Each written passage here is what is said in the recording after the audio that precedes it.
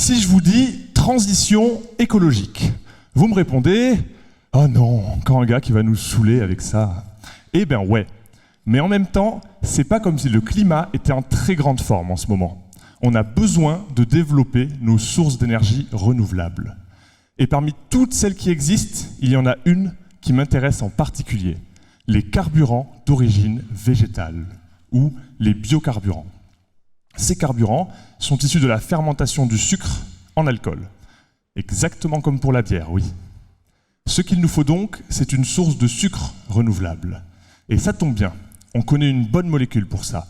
Vous voyez laquelle ?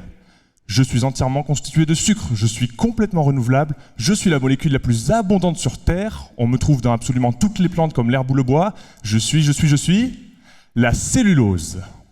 Mais le problème, c'est que cette cellulose est complètement coincée dans la structure de la plante, exactement comme une grille métallique dans du béton armé.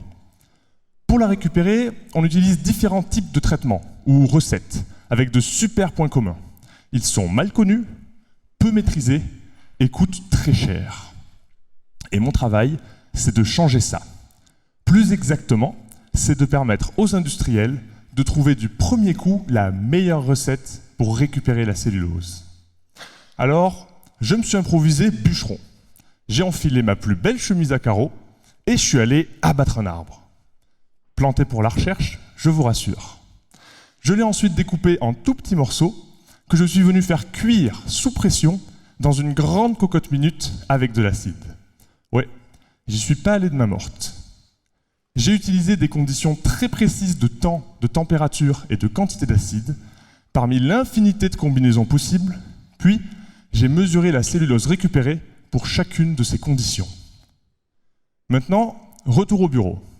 Imaginez des points sur une feuille, chacun représentant le résultat d'une de mes recettes.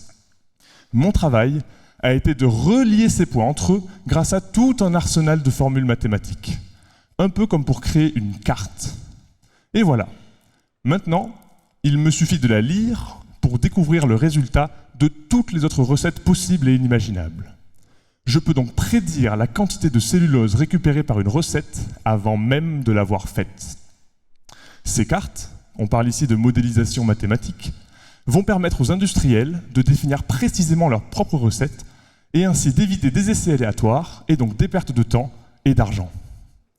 Au final, le titre de ma thèse aurait pu être « Les biocarburants » ou « Comment faire avancer votre voiture avec quelques morceaux de bois ».